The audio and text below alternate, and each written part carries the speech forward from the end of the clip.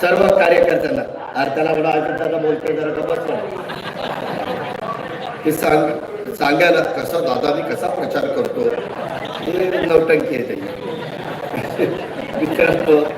त्या आता त्याला माहिती नाही माझी सभा चालली पण मुद्दाम मला ऐकायला काय काय अशीच असतात चित्रावर काम करायचं नाही.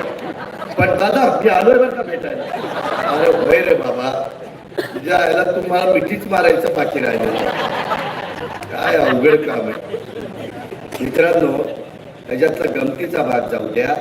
परंतु आपल्याकडे अनेक वेगवेगळ्या ठिकाणी मी जिल्हा वार्षिक योजनेमध्ये काही लोकांना सदस्य करू शकतो. माझं देवेंद्रजींचं एकनाथरावजींचं ठरलेलं आहे की या निवडणुका लोकसभा विधानसभा लोकसभा नगरपंचायत जिल्हा परिषद तालुका पंचायत नगरपालिका आणि नगर परिषदा ह्या झाल्यानंतर आपण बसू आणि साधारण कुठल्या आमदारांची पक्षाची संख्या किती आहे त्या प्रमाणामध्ये अध्यक्षांचं सदस्यांचं आपण त्या ठिकाणी चर्चा करू आणि मार्ग काढू. आम्ही काय पळून चाललोय का?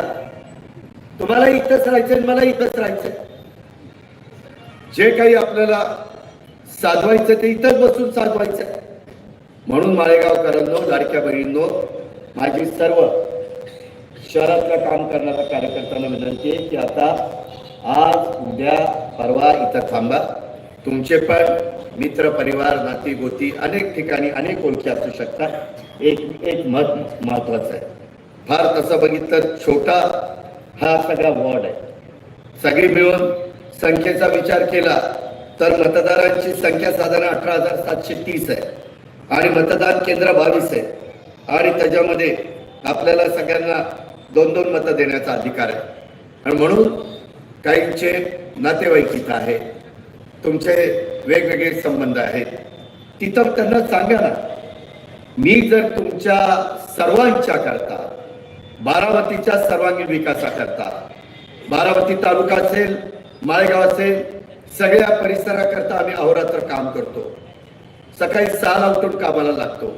मलाही वाटतं किंवा माळेगावच्या परिसरामध्ये आता माळेगाव सहकारी साखर कारखान्याचं कार्यक्षेत्र देखील ह्याच्यातच आहे. कार्यक्षेत्र म्हणजे कारखान्याची साईट, तिथली आमची कामगार कॉलनी, अधिकाऱ्यांची कॉलनी, हे सगळ्या गोष्टी आहेत ना.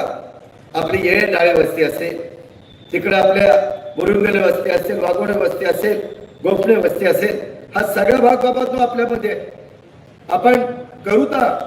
मी मागेही तुम्हाला सांगितलं की निधी मी थोडस बोलता जरा ओघाने बोलून गेलो की बघा अजित पवार हे कट करतायत ते कट करतायत. मी आता तसं काहीच बोलणार नाही. फार माझा लगेच ते बसलेलेच एक टपून कधी एखादं वाक्य जातं आणि लगेच ब्रेकिंग.